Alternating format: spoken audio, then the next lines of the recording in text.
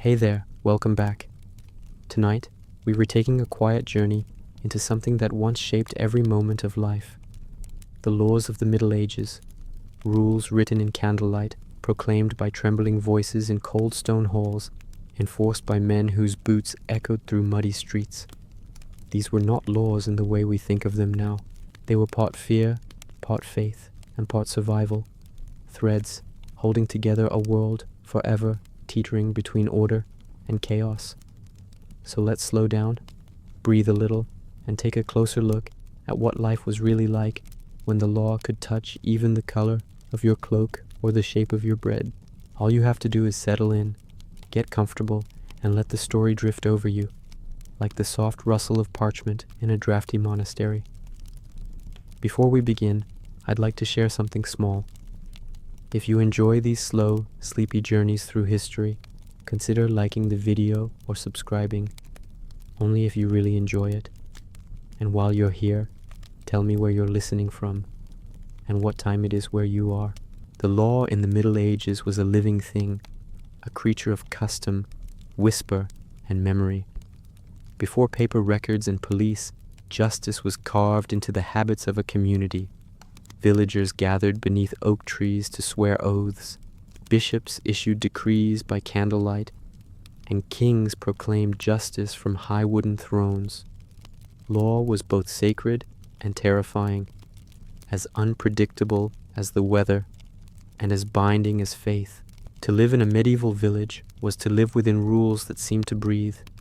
There were rules for how to bake bread, when to plow the field, how much ale to pour, and what one might say after sunset.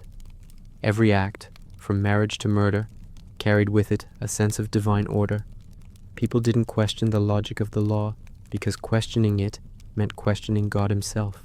In a small English town, the ringing of a church bell could mark the hour when no man might leave his house without a lantern. In France, a merchant could be fined for selling bread too light by the weight of a single coin. In Germany, a farmer might be whipped for cutting wood in a forbidden forest. None of it seemed absurd to those who lived it. It was simply the price of harmony. Imagine the sound of that bell at dusk, a heavy bronze tongue striking the cool evening air, echoing through thatched rooftops.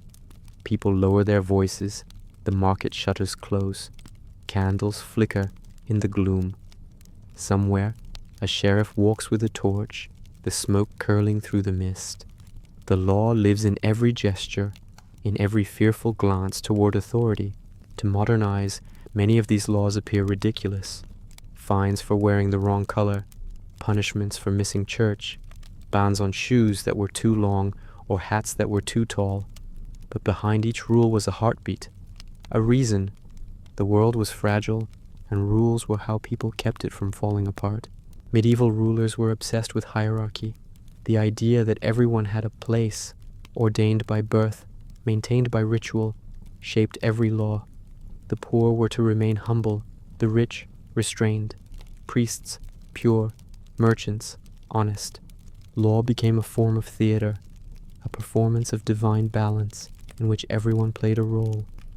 Even breaking a law could feel like breaking the stage on which life itself unfolded.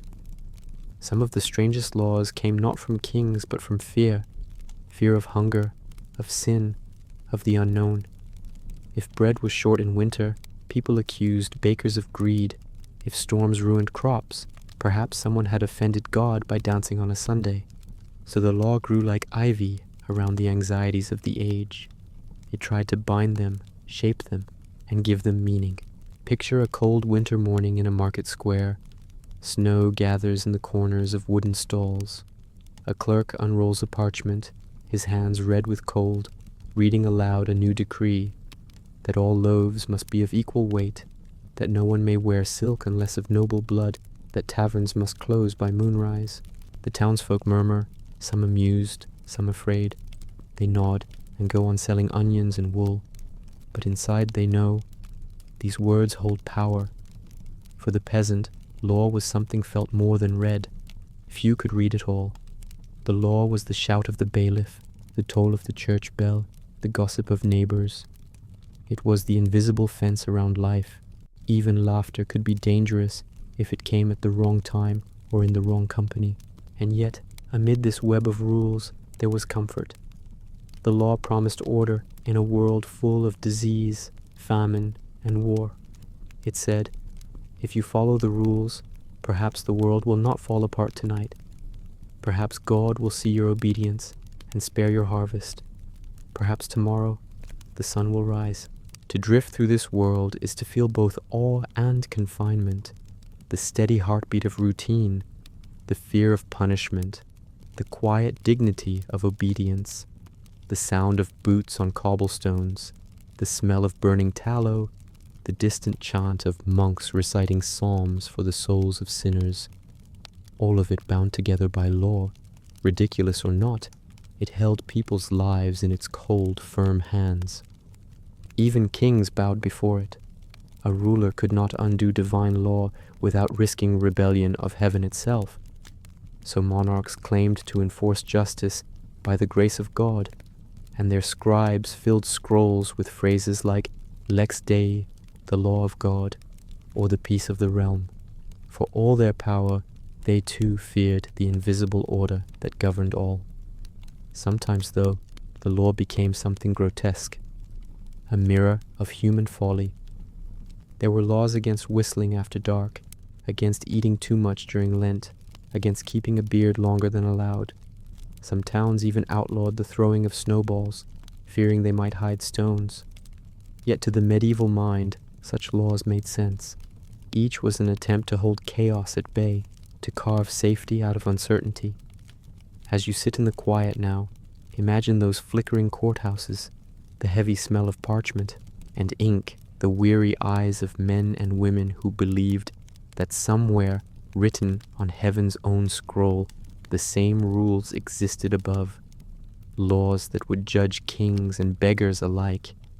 And in that belief lay something strangely beautiful, the conviction that the universe itself could be fair, if only they obeyed its order. The laws of men were reflections of the laws of God. The absurdities of earth mirrored the mysteries of heaven. As the candles burn low, we leave this first hall of justice and step quietly into the deeper chambers, where ordeal, faith, and fire become one. The candles burn low. The air inside the courthouse is thick with the smell of smoke and sweat. A priest adjusts his robes, the sheriff clears his throat, and a trembling villager stands before them, accused, uncertain, and utterly at the mercy of God. In this room, justice is not measured by argument or evidence. It is measured by pain, by fire, by water, and by faith. They called it trial by ordeal. The belief that God himself would reveal the truth if mortals could not. A hand plunged into boiling water, a red-hot iron carried across the palm, a body cast into a river, and if it floated, the soul was guilty, for water, the element of purity, rejected sin. To the medieval mind, this was not cruelty, it was certainty. Human judgment was fragile, but divine judgment was infallible. Better to suffer the justice of God than the deceit of men.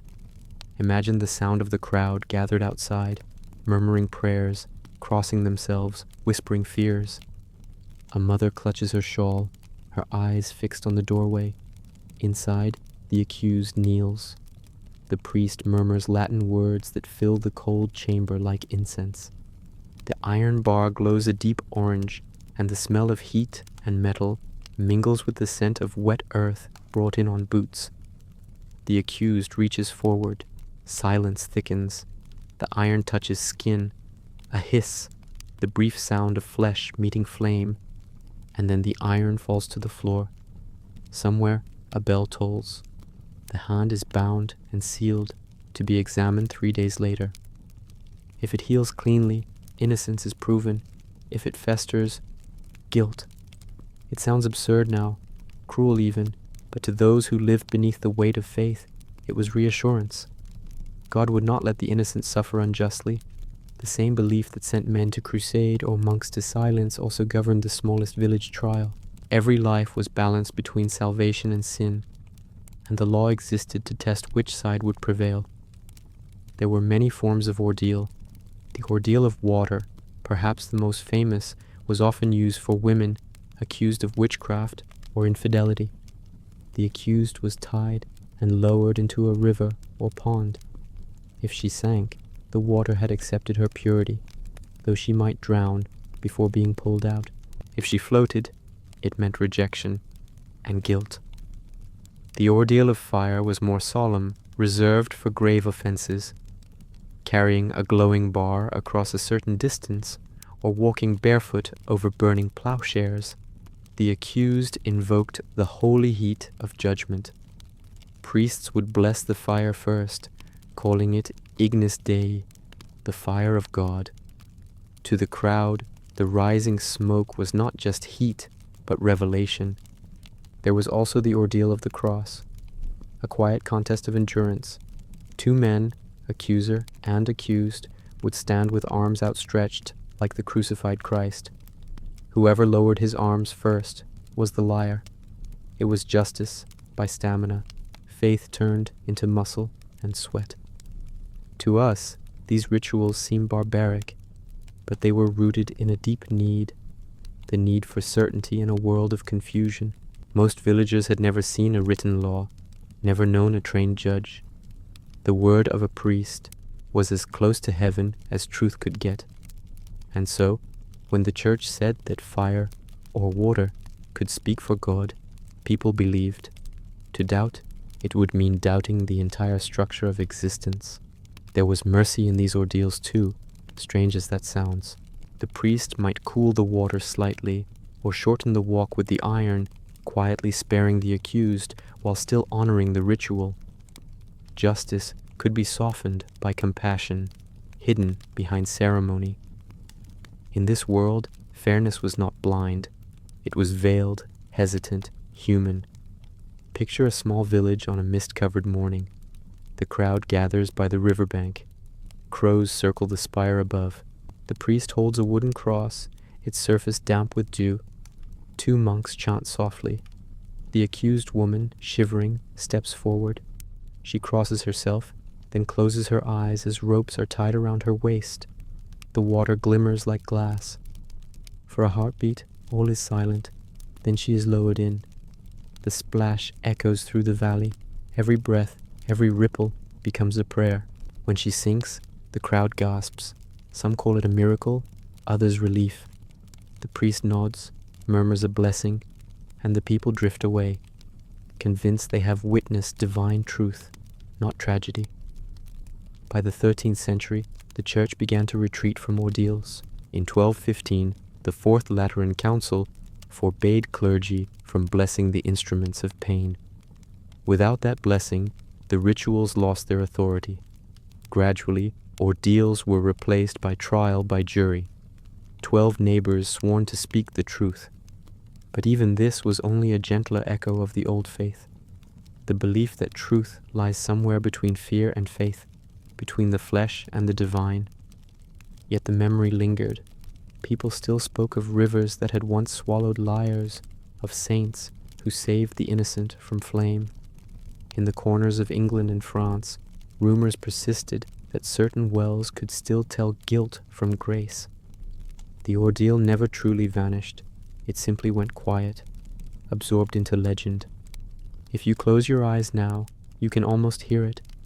The crackle of embers, the creak of the church door, the whisper of the priest's Latin rising like smoke into the rafters. In that hush lives the strange intimacy of medieval justice, its cruelty, its faith, its longing to make sense of suffering. Every scar left by fire, every chill drawn from the river, was meant to prove that the world still made moral sense. And in that faith, however misguided, there was a kind of peace. For to them, pain was not meaningless. It was revelation. As the last embers fade, we step out into the marketplace, where the scent of bread and ale fills the air, and where new laws wait, carved not in flesh but in flower. Morning breaks across the medieval town, soft and grey, the kind of light that slips gently between timbered roofs and settles like mist upon the cobblestones. The church bell tolls 6 times, and life begins to stir. Bakers rise before dawn, their hands white with flour, the smell of yeast heavy in the air. Children fetch water from the well.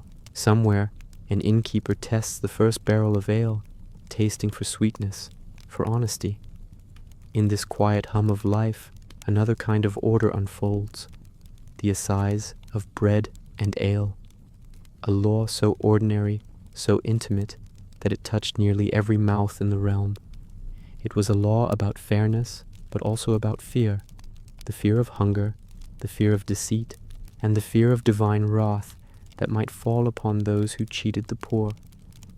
Bread was life in the Middle Ages.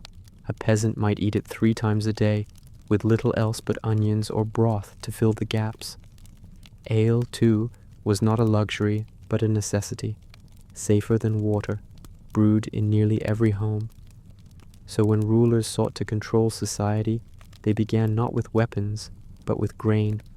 In England, as early as the 13th century, royal clerks traveled from town to town with scales and measures, inspecting loaves and jugs. They carried wooden rods and brass cups stamped with the king's mark. A loaf that was too light, or ale that was too weak, was not just a matter of bad business, it was a sin against the community. The law was simple but strict. The price of bread must change with the price of grain, but its weight must remain fair. Bakers were watched closely. Too little flour, and they risked the stalks.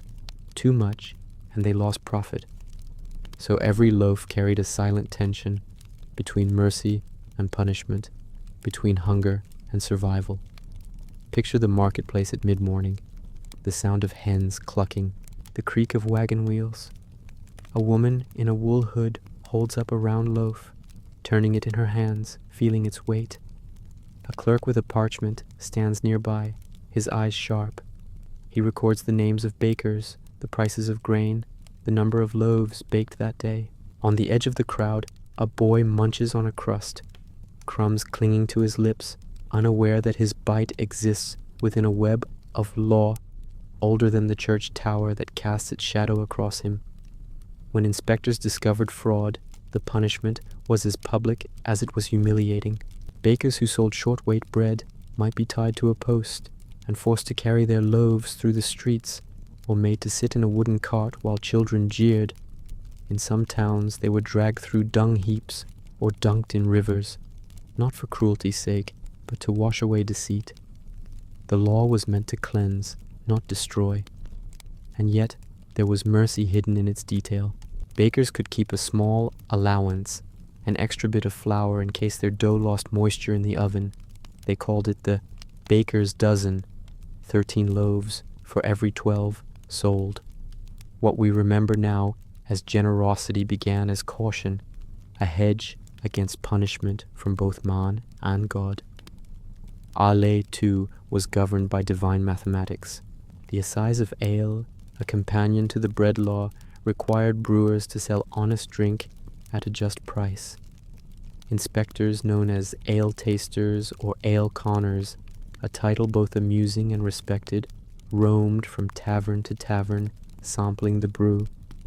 They would dip a piece of bread into the ale, testing its strength, or sit upon a wooden bench smeared with ale to judge its stickiness. If the bench clung too tightly when they stood up, the ale was strong enough. It was science by touch, theology by taste. The ale tasters were symbols of trust. Their word could make or break an innkeeper. And though the office sounds absurd now, it represented something serious, the protection of common life. In a world where famine could arrive with the next bad harvest, fairness was not philosophy, it was survival.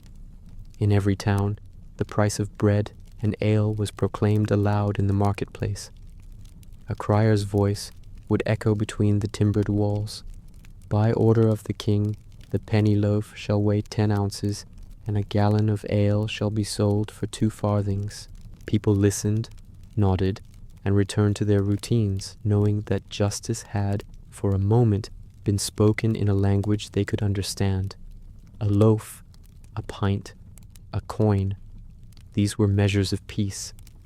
To live under such laws was to inhabit a rhythm. When harvests were good, loaves grew larger. When famine loomed, they shrank. The people saw divine will in the changing weight of bread, the shifting taste of ale. A full loaf meant God's blessing. A thin one meant warning. The law became a barometer of faith, a way of reading heaven through hunger. Imagine the bakery at dusk, the last loaves cooling on wooden racks, their crusts cracked and golden, the air warm with the smell of yeast and smoke.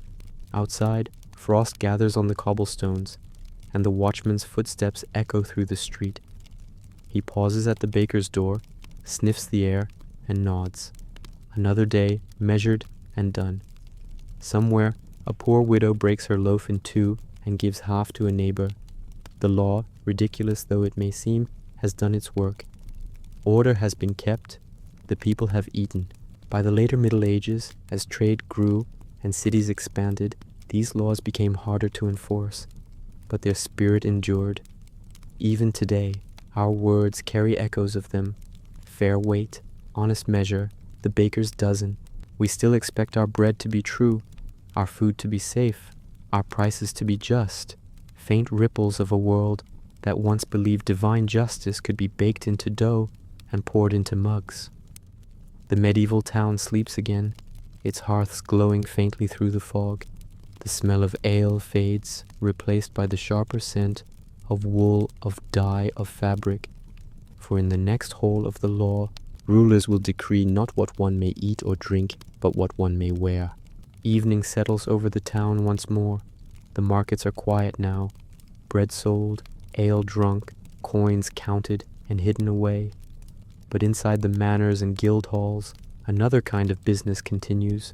The writing of laws not about hunger or survival, but about appearance, the color of your cloak, the trim of your sleeve, the shine of your shoe.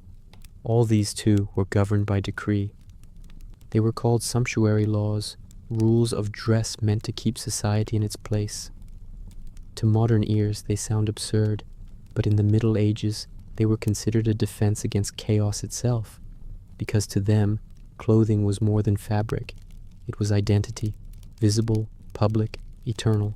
Imagine the narrow streets of a medieval city, paved with uneven stones, lined with timbered houses that lean toward one another like conspirators.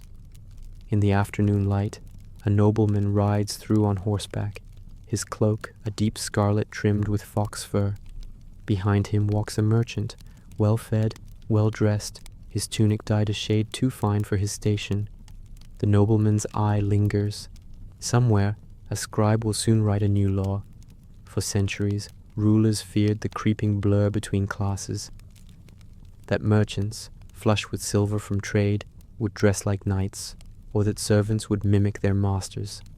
To them, social order was as delicate as glass, and so, by royal command, color became hierarchy.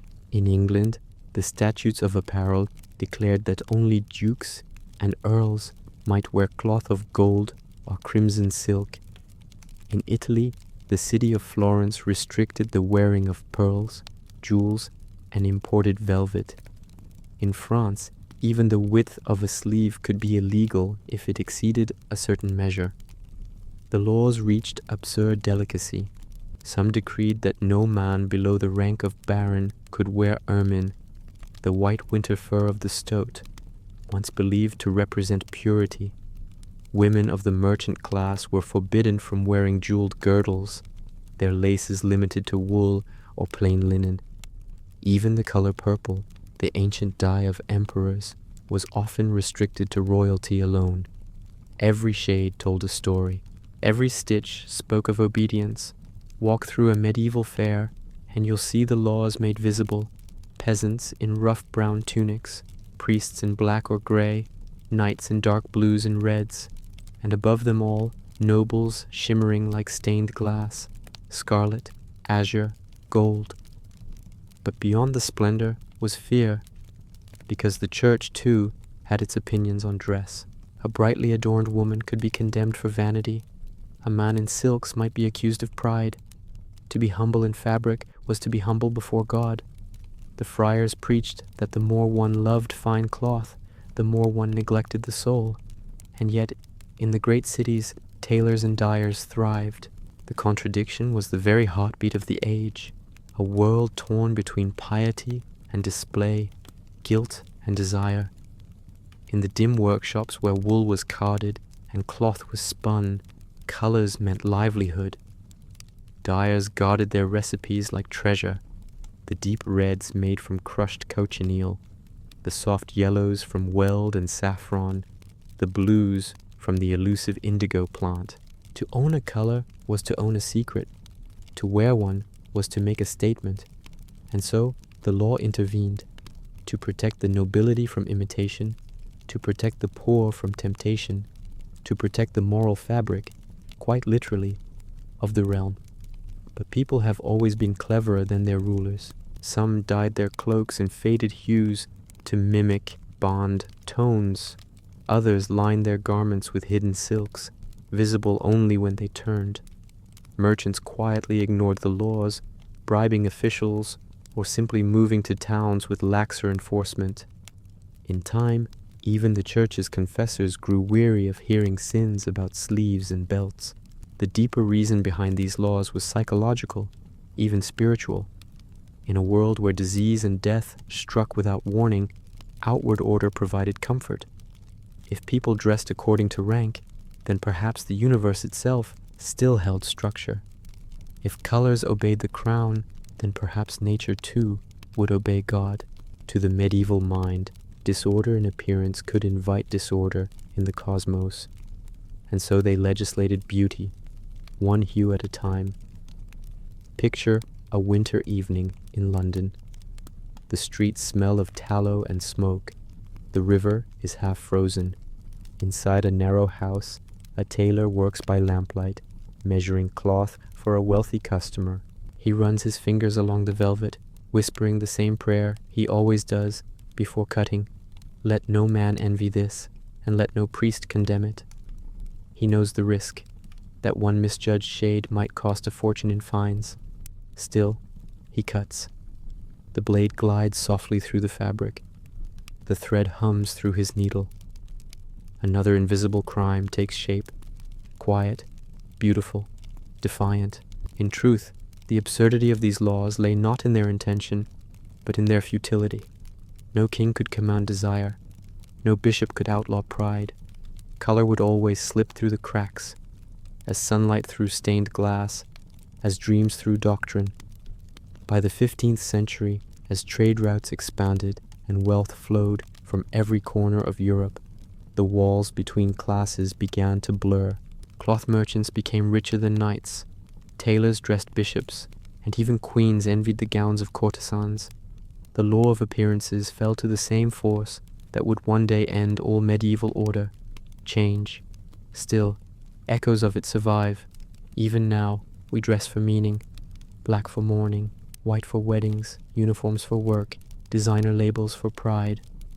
The ghost of the sumptuary law lingers in every wardrobe, whispering that who we are can be seen in what we wear. The fire in the tailor's hearth fades. The thread still glows faintly red in the dying light. Outside, the watchman's bell rings the hour. The town sleeps beneath a patchwork of wool and linen, silk and fur, obedience and rebellion. And somewhere beyond the walls, in a dark barn on the edge of a field, another trial awaits, not for men, but for beasts. Dawn breaks pale and colorless over the village green. A light frost veils the grass, and the air tastes of smoke and iron. At the center of the square, a small crowd gathers. Peasants, priests, the reeve, a few curious children. They have come not to see a thief punished, nor a lord honored, but something far stranger. Today, the law will try a cow. Yes, an animal, a creature of mud and milk and silence, standing tethered to a post with wide brown eyes. Beside her lies the body of a man, trampled, crushed, the breath long gone. The villagers whisper prayers, for what is about to happen feels not only judicial, but holy. A priest sprinkles water upon the beast's head. A clerk opens a parchment, and the voice of the bailiff rings out, Let this creature answer for her crime. It seems absurd now, a trial for a beast, but in the Middle Ages, it was entirely real. Animals could be accused, tried, and sentenced just as men were. Pigs that bit children, oxen that gored farmers, roosters that laid eggs, all might find themselves before a court. The law treated them as moral actors, capable of sin and punishment, and though the notion seems laughable, its roots were ancient and profound. To the medieval mind, the world was not divided between human and animal as it is today. All creation was bound together in the chain of being, descending from God through angels, men, beasts, and down to the crawling worms of the earth. Each had its station, each could transgress. When an animal killed, it disturbed the divine hierarchy. Justice demanded restoration. In the French countryside, records tell of pigs dressed in human clothes led to the gallows. In Switzerland, a rooster was once burned alive for producing an egg, a sign of the devil, they said, for no good Christian creature would defy its nature so. In medieval England, dogs were executed for attacking nobles, while in Germany, locusts were solemnly excommunicated by bishops for devouring crops. Every trial followed ritual. Witnesses were called, oaths sworn, verdicts proclaimed.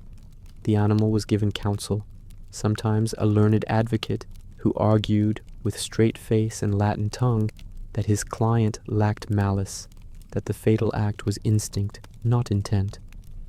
And yet, the verdicts were nearly always the same. Guilty. Why? Because law was not simply about guilt, it was about balance. When blood was spilled, even by a beast, the world tilted. Punishment was not revenge, it was purification. The villagers needed to see that order still stood, that God's justice did not sleep. If a man could die by the hoof of a cow, then surely the cow must answer for it, or else chaos would reign. The execution, whether hanging, burning, or burial, was a ceremony of reassurance. It told the living that evil, however small, would not go unanswered. Imagine the scene as the sentence is carried out. The priest chanting psalms, the villagers silent, hats removed, the executioner steady, solemn, almost tender.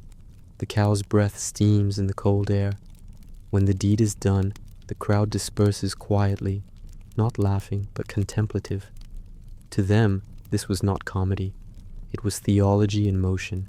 There were stranger cases still. In 1386, a sow in the Norman town of Falaise was found guilty of killing a child. She was dressed in a man's coat, a pair of gloves upon her hooves, and hanged in the public square. The townspeople built a scaffold specially for the event. Chroniclers record that soldiers attended to maintain dignity. It was not spectacle, but solemnity, the visible restoration of divine order. Other animals were spared, given exile instead of death. Herds of rats or swarms of caterpillars might receive formal banishment from a region after clerical trials. A priest would stand before the infested fields, reading a decree commanding them to depart within 3 days under pain of God's curse. Sometimes they even obeyed, perhaps by coincidence, or perhaps because faith found proof where it sought it. Behind these rituals lay an uneasy truth. People feared the wildness of creation.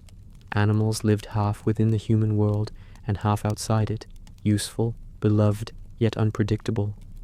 A cow might give milk one day and gore its keeper the next. A dog could guard a child or bite one. The line between innocence and evil blurred easily. Law tried to draw it again, in ink and blood, but not all viewed these trials with solemn faith. Some clerks recorded them with quiet irony, their notes tinged with disbelief.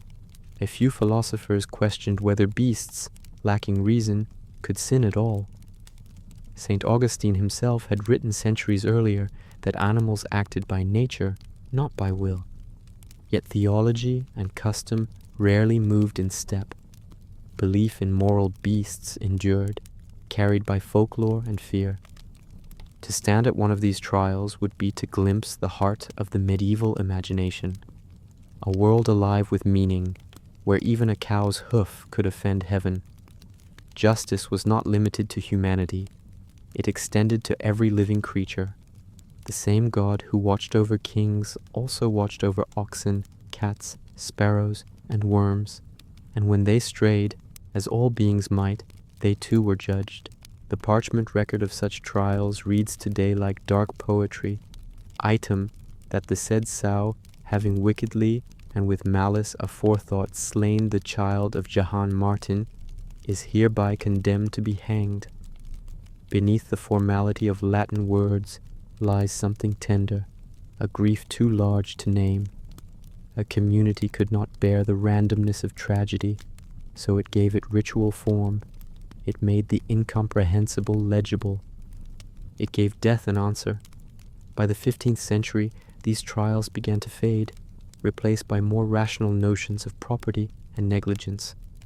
But traces persisted in rural corners for centuries more. Even in the 1600s, priests were known to read curses against plague-bearing rats or wolves. And deep down, the instinct survived, the yearning to blame, to punish, to cleanse. It whispers still whenever we call a storm angry, a virus cruel, or fate itself unfair. Tonight, the village green stands empty once more. The frost glows faintly beneath the moon. The cow, the man, the judge, the priest, all long gone, their names forgotten. Only the echo of their logic remains, that justice, however strange, must be seen to exist. And somewhere in the distance, a dog barks, the same sound that once began 1,000 tiny trials of the living against the living. Night thickens over the village. The wind turns sharp, carrying the scent of pine smoke and damp straw. Somewhere, a dog howls, long, mournful, echoing against the wooden walls of sleeping houses. People murmur prayers under their breath. The law, which once judged loaves and livestock, now reaches into something far darker, the realm of fear itself. Because by the late Middle Ages, justice no longer stopped at what could be seen. It hunted what might be hidden, the unseen sin, the whispered curse, the shape that moved under the full moon. Imagine a small town in the year 1480. The air inside the church is cold, heavy with incense. A frightened woman kneels before the altar, trembling as two magistrates watch from the shadows. A book of canon law lies open on the table, its Latin letters dense as thorns. The charge is spoken softly, maleficium, witchcraft. Witchcraft was not new. Every village had its healers and midwives, its charmers who whispered to herbs and rivers. But now, the church's imagination had changed. What was once superstition became heresy. The devil, they believed, had an army hidden among ordinary people, mostly women, poor and solitary. To the medieval mind, the witch was both real and necessary, a vessel for collective fear, a warning of what happens when faith trembles. And so the law began to write down its shadows.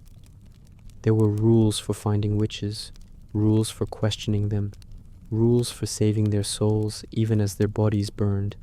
Manuals like the Malleus Maleficarum, the Hammer of Witches, were copied by candlelight, filled with grim instructions, how to recognize the devil's mark, how to detect spells, how to confront the accused without pity. Some of these rules sound ridiculous. One said that a witch could fly by smearing her body with a salve made from infants' fat.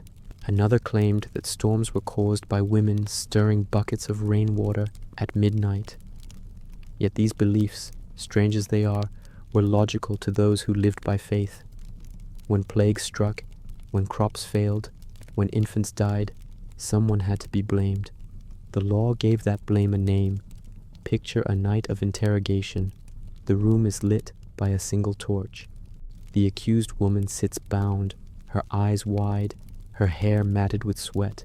The inquisitor's voice is calm, even gentle, as he asks the same question again and again.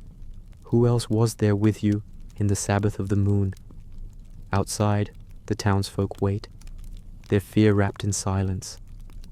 It was not always cruelty that drove these trials. Often it was panic. The law became a vessel for terror, carrying rumor into reality. In every village, people began to see signs. A goat that refused to milk, a child who sickened, a candle that guttered without wind. Each became proof of evil near at hand. And when the witch confessed, whether through fear or fatigue, the world felt momentarily right again. Order restored, chaos contained. Then there were the werewolves. The boundary between man and beast had always been thin.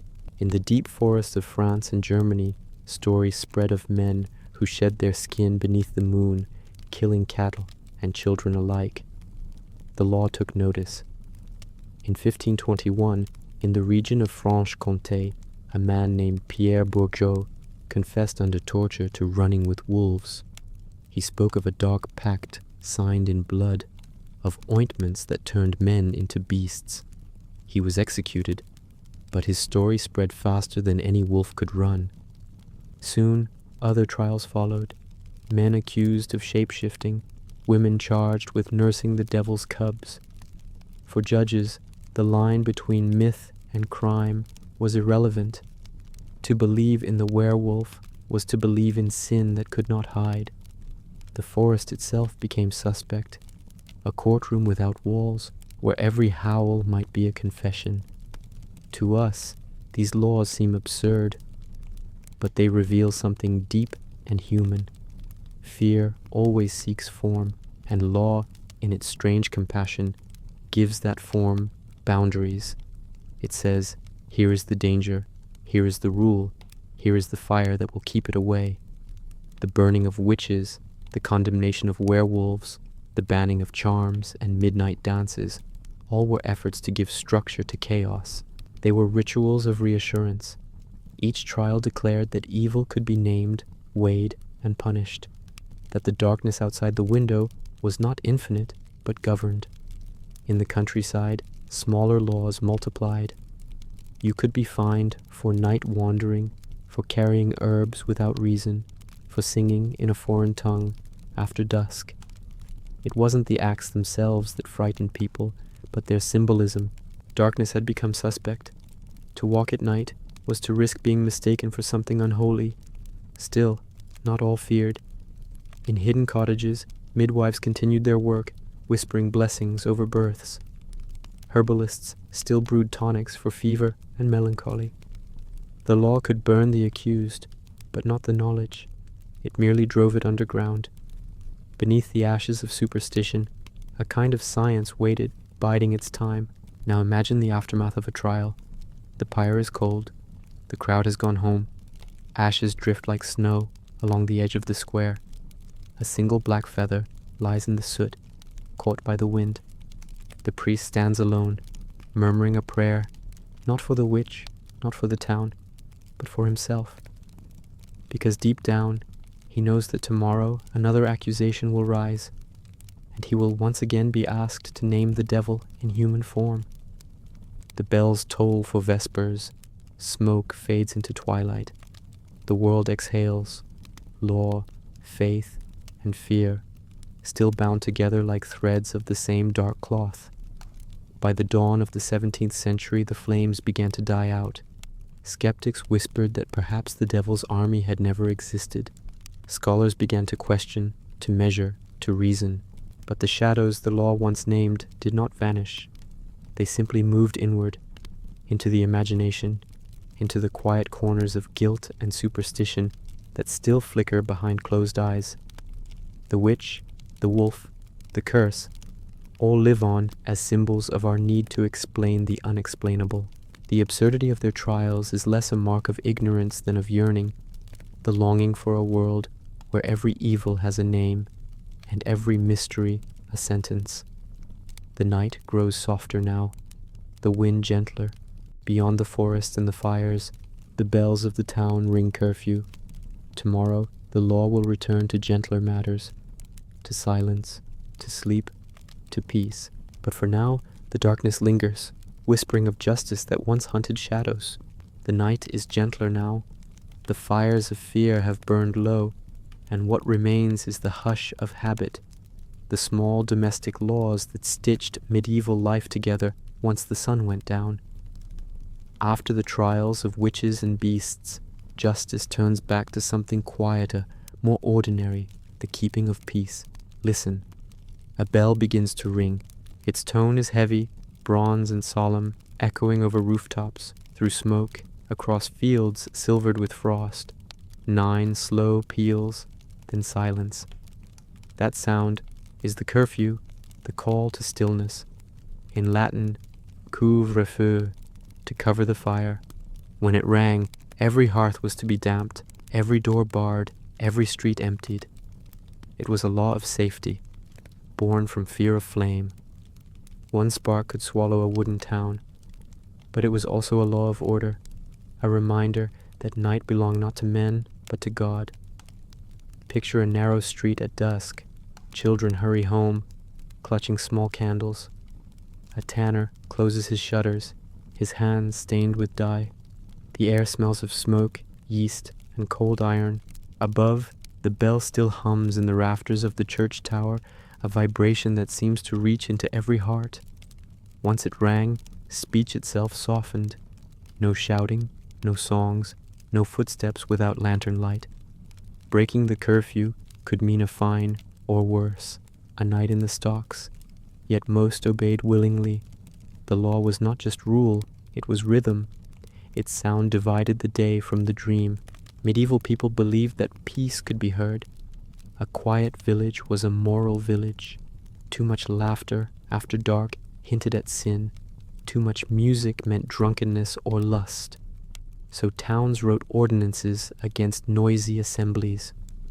Inns were ordered to close their doors before midnight. Musicians were warned not to play beyond the second bell. In London, watchmen patrolled the lanes, striking their staffs on the stones and crying out the hour, 10 o'clock and all's well. The phrase was less a report than a prayer, that the fragile order of the world still held through another hour of darkness. Noise carried meaning. The clang of a blacksmith's hammer signaled labor, the laughter of a tavern, temptation, the toll of a bell, authority. Even animals were bound to the code of quiet. A barking dog after curfew could lead to complaint, and roosters were sometimes confined to sheds at night. The village, like a monastery, sought a holy hush. Behind the silence lay exhaustion. After days spent bent over fields or looms, people longed for rest that felt sacred. Law simply named what they already desired: peace. But peace, once defined, must also be policed. There were smaller rules too, almost tender in their absurdity. Some towns banned dice games after sunset, claiming they stirred greed. Others forbade the ringing of handbells except for worship. In certain places, even whistling in the street could draw a reprimand. The sound thought to summon spirits or thieves. A traveler passing through such a town would find the quiet uncanny. Only the creak of carts, the low murmur of prayers, the distant bark of a watchdog. The medieval night was not empty. It was expectant, holding its breath beneath the weight of invisible law. Imagine yourself walking through that silence, the cobblestones damp beneath your boots, the faint glow of embers behind shutters, a chill mist rising from the river, every door closed, every window latched, and high above, the moon, the only witness allowed to wander freely. Somewhere, a monk copies a psalm by candlelight. Each stroke of his quill is another heartbeat of the world's obedience. For him, the curfew bell is not an end but a beginning, the hour of prayer, of watchfulness, of night's devotion. Not all obeyed, of course. The taverns on the edge of town often stayed alive a little longer. Behind their shutters came muffled laughter, a lute strumming softly, the clink of cups. The law turned a blind eye so long as the peace held. But should a fight break out, or a thief be caught, the bell that once signaled bedtime could be rung again, this time an alarm. Thus, The same sound meant safety or danger depending on when it was heard. To live under such laws was to live by the ear, knowing the difference between bells of sleep, bells of warning, and bells of death. By the late 15th century, curfew laws began to loosen. Stone replaced timber, fires became safer, cities larger. Yet the instinct for quiet survived. The phrase "cover the fire" slowly became a proverb, a reminder to end the day in calmness. Even now, centuries later, echoes remain. When streetlights flicker on, when towns dim for the night, when we close our screens and lower our voices, we repeat the same ritual. The modern curfew may come from electricity, not ordinance, but the feeling is ancient, that peace requires permission, that stillness must be kept. Somewhere in that medieval darkness, a final bell rings. The watchman makes his last round. The baker sleeps. The priest dreams. The night takes its slow, steady breath. Tomorrow, the laws will rise again with the sun. Laws not about silence, but about sanctity and celebration. About when one may feast and when one must fast. But for now, let the hush remain. Let the curfew bell fade into memory, into the hum of sleep itself, the oldest law of all. The morning bell tolls again, softer now, echoing over rooftops glazed with dew. Smoke curls from hearths, bread rises in ovens, and the scent of ale and ash mingles in the chill air. Yet beneath this quiet order lies another kind of law, one that rules not noise or color, but the stomach and the soul. It is the law of holy days, of fasting and feasting, of when one may eat and when one must abstain. For the medieval world, food was never just sustenance. It was morality made visible. Every bite carried the weight of eternity. Picture a monastery kitchen at dawn. The brothers move in silence. A pot of barley simmers slowly over a smoky fire. Today is Friday, and no meat shall touch the pot. Across Christendom, bells mark this same rhythm. Fleshless days, feast days, vigil days, days of joy, days of denial. There were hundreds of them. Some years, nearly half the calendar forbade meat. Even eggs and dairy were banned in Lent. Fish replaced flesh, pottage replaced fat, and the market swelled with salted herring, eels, and almonds ground into milk. To break these rules was more than gluttony. It was heresy of the body. The church saw appetite as a window into sin. To control hunger was to tame the beast within. In villages and towns alike, the pattern of law and faith shaped daily life. Markets flourished before feast days. Taverns closed on vigils. On holy days, labor itself was outlawed. Plows stood still, for to work on the Sabbath was to defy the Creator's rest. And on forbidden days, those dedicated to fasting, even laughter felt suspect, as though joy itself must bow before repentance. A man who sold meat on a Friday could be fined. A woman who cooked during Mass risked public shame. The watchman who once enforced curfews now listened for the sizzle of forbidden pans. Absurd? Perhaps, but these rules carried comfort too. They made time sacred. They divided chaos into meaning, hunger into holiness. Imagine the cycle of a medieval year. Advent brings darkness, fasting, and prayer. Then Christmas erupts in light. 12 days of meat, song, and ale. Lent follows soon after, 40 long days of restraint. And at last Easter, with its lambs and loaves and ringing bells. The law did not merely tell people what to eat. It told them who they were in time. Each season had flavor. Each saint's day had taste. The faithful moved through the year like pilgrims through a liturgical feast. Of course, not everyone obeyed. In the taverns by the docks, men laughed quietly over hidden meat pies. Fishermen sold sea pigs, porpoises cleverly rebranded as fish to skirt the rules. Monks, those experts in creative obedience, brewed ever stronger ales to sustain themselves through fasting. The church knew and often looked away. The point was not perfection, but participation, the shared rhythm of denial and reward. Even in disobedience, the law held sway. Beyond food, the calendar itself was a tapestry of obligation. No weddings during Lent, no dancing on saints' vigils, no merriment while the bells tolled for morning. Festivity, like sin, required permission. A feast could be declared or forbidden by decree. When a king won a battle, new feast days appeared. When famine struck, they vanished. For the common people, this rhythm of command gave shape to life's unpredictability. It said, "Suffer now, rejoice later." It turned the passing of months into a story of patience and promise. Picture a small parish on a spring evening. Candles flicker as a priest reads from the pulpit, "Tomorrow shall be a fast for St. Mark S. Day." In the pews, farmers exchange weary looks. Their plows are ready, their fields dry, yet the soil must wait. Outside, swallows dart in the twilight. The air smells of rain and restraint. That night, they eat their bread plain, without lard or laughter.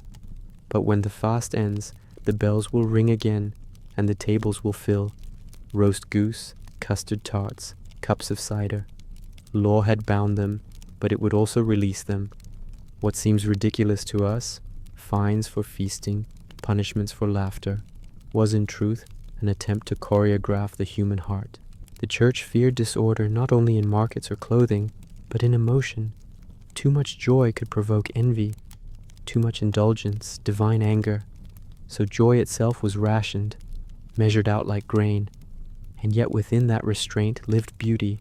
Fasting made the feast sweeter. Silence made song sacred. Law gave longing its rhythm, turning desire into devotion. By the late Middle Ages, as towns grew louder and trade freer, these rules began to strain. Merchants petitioned to open shops on holy days. Nobles held tournaments during Lent. The old calendar creaked under the weight of commerce. Still, for centuries more, the church bells kept time. Even now, traces linger. The word holiday comes from holy day. Every feast, every vacation, every day we choose to rest carries the ghost of those medieval decrees. We still divide time between work and wonder, scarcity and celebration, not by law, but by instinct. The night deepens again. The last candle burns low. The village sleeps, dreaming of full tables and empty plates, of sin confessed and forgiven. Tomorrow, justice will return to daylight, to the square, to the stocks, to the laughter of crowds who watch the law become theater. The square is full again. The smell of bread and hay drifts through the air, mingling with something sharper, the metallic scent of fear and curiosity. Children perch on barrels, merchants lean from their stalls, and even the priest has come to watch. A wooden platform stands at the center, freshly swept, bathed in morning light. The law has returned to its stage. For centuries, justice in the Middle Ages was not hidden behind doors. It was public, communal, and spectacular. Trials were proclamations, punishments were performances. The law was not only meant to be obeyed, it was meant to be seen. Imagine the sound, the creak of timber, the murmur of the crowd. A crier reads the charges in a solemn voice while pigeons wheel above the rooftops. The condemned man stands barefoot, his hands bound, his face pale but calm. Nearby, a drummer waits for the signal to begin his slow, rhythmic beat, the heartbeat of justice itself. Public punishment was not considered cruelty, but pedagogy. It taught. It reminded. It bound the community together in shared witness. Each blow of the whip, each clank of the stocks, each hour spent in the pillory was meant to restore order, not merely avenge crime. To the medieval mind, shame was purification, pain, a brief pilgrimage back to innocence. The most common device was the pillory, a simple wooden frame with holes for the head and hands. Offenders stood there for hours, their dignity traded for redemption. Some were thieves, others liars, a few merely drunk or insolent. The crowd threw eggs, vegetables, sometimes stones. Children laughed, old women muttered prayers. Yet amid the jeers, There was something ritualistic, almost sacred. After all, the sinner stood before the town much as he might before God, exposed, humbled, visible. Once his time was done, he was free, his sin washed away by humiliation. The crowd, too, felt cleansed. They had participated in justice. In larger towns, punishments grew elaborate. Bakers who sold false loaves were dragged through the streets with their bread tied around their necks. Adulterers were paraded on donkeys facing backward.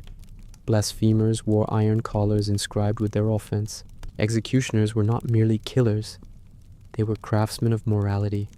Their red robes and gloved hands gave the spectacle weight, turning violence into ceremony. The scaffold was both stage and altar, where society offered its fear to the gods of order. When hangings took place, vendors sold pies and ale, musicians played, people wept, laughed, prayed, and gossiped. Some fainted, others took notes. Justice was theater, and every villager knew their part. It is easy now to recoil from such scenes, to see only cruelty, but to those who lived them, they were reassurance. In a world without police, prisons, or written law for all, justice had to be visible to be real. It had to leave a mark on memory, not just on the flesh. And there was pity too. Many punishments ended not in death, but forgiveness. After their ordeal, the guilty were embraced, offered ale, or given bread. A baker returned to his oven, a thief to his trade. The ritual complete, the balance restored. In France and England, special feast day pardons often turned punishment into celebration. A condemned man might be spared if a Saint S day coincided with his sentence. Divine mercy written into the calendar. Crowds cheered. Priests declared miracles. The same system that punished also forgave, and the shift from one to the other could happen in the span of a heartbeat. The absurd and the sacred coexisted. In the same square where heretics burned, jugglers performed. In the same streets where drunks were whipped, children played. The line between penance and play blurred like smoke in the sunlight. By the late Middle Ages, public justice grew grander still. Royal entries, coronations, and punishments merged into single spectacles. Kings processed through garlanded streets, while prisoners were released or punished in their honor. The law, once local and intimate, became imperial theater, a mirror of divine hierarchy. Chroniclers describe pageants where giant effigies of justice and mercy paraded beside living criminals, reminding the people that law was not mere rule, but story. The story of sin and salvation played endlessly beneath the open sky. Even the instruments of punishment held strange beauty. The stocks were sanded smooth by centuries of use. The scaffold timbers smelled of tar and rain. The ropes were braided clean, their knots perfect. A silent artistry bound to dread. There was rhythm in it too. The rising and falling of sentences, the murmurs of pardon, the drumming of boots as guards escorted the condemned away. Every sound told the crowd that life, though cruel, was still ordered, that wrong and right had places, names, and rituals. When the Enlightenment dawned centuries later, thinkers would call these scenes barbaric.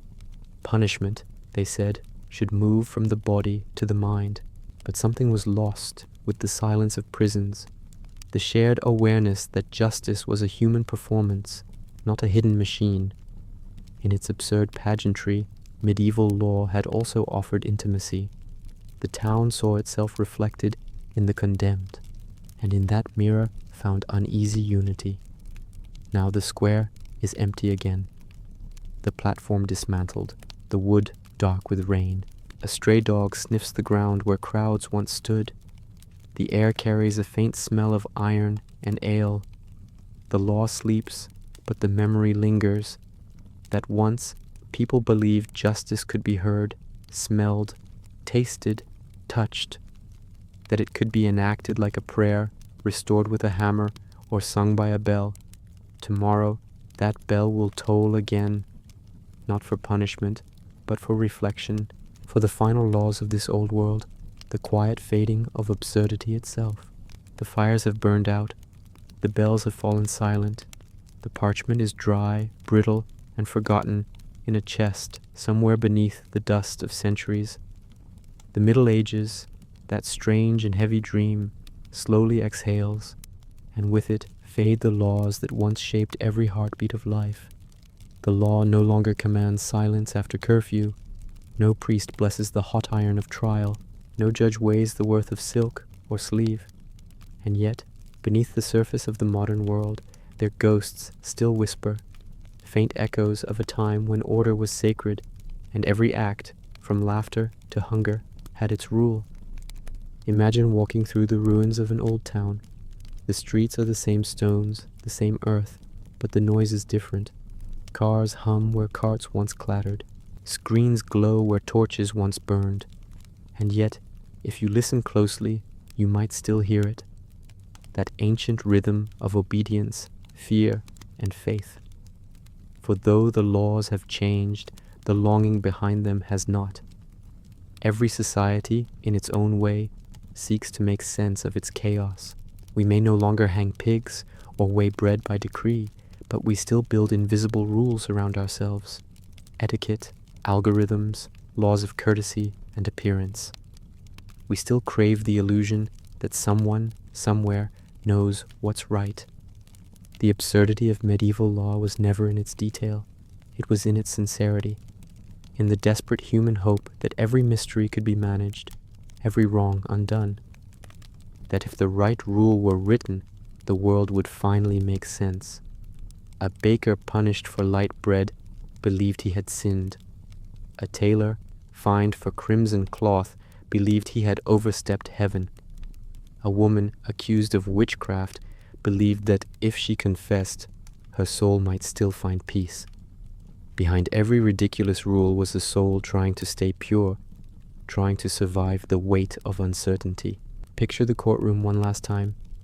The judge gone, the benches empty, the torches extinguished. Only the echoes remain. The creak of boots, the flutter of parchment, the faint murmur of a prayer. In that silence something tender lingers, not cruelty, but a kind of fragile faith. The belief that life, no matter how small, could be governed by reason and light. It's easy to laugh at those laws now, to call them foolish, superstitious, absurd. But perhaps they were just another way of saying what we still say, quietly, to ourselves. Please, let there be order. Please, let the world make sense. As the centuries passed, the torches of the courtroom dimmed, and the ink of those edicts faded. Renaissance humanists began to write of logic instead of sin. Scholars spoke of evidence, not ordeal. Law became ink, not fire. Courtroom, not altar. Yet even as reason rose, something of the old ritual remained. We still dress our judges in robes, still make the guilty stand before the crowd, still ask unseen forces, justice, fairness, fate, to guide our hands. The theater survives, only quieter. Now the world moves faster. The laws are digital, written in servers instead of scrolls. The absurdities, too, have evolved. Bureaucracy, fine print, the endless signatures of a system that still pretends it can measure human nature. Perhaps 1,000 years from now, someone will look back at us and smile gently at our own strange faith. The belief that a code, or a policy, or a screen could hold the wildness of the human soul. History, it seems, never escapes itself. It only changes costume. Still, there is comfort in that. To know that even in the strangest centuries, people sought goodness in their own way. That beneath the ridiculous and the cruel, there pulsed a simple wish, to be safe, to be seen, to be forgiven. The Middle Ages may have passed, but the hearts that built them were not so different from ours. 1,000 years of law and fire, of bread and bells and fear, and still the same hands reach for order in the dark. So tonight, let the absurdities rest. Let the judges sleep. Let the bells of curfew fade into the long hush of history. Somewhere in that silence you might still hear the echo of a cow's hoof, a baker's sigh, a tailor's forbidden stitch. Each, in its own small way, once carried the weight of the world. If you've drifted this far, if your eyes grow heavy now, take comfort in this. The world no longer judges your dreams. The old laws are gone, only the quiet remains. And if you enjoyed drifting through this piece of the past, maybe leave a like, or just let the story carry you to sleep. If you'd like to hear more quiet journeys like this one, you can subscribe. But only if it feels right. The fire is low now, the parchment closed, the law has spoken its last word. The world remembers you.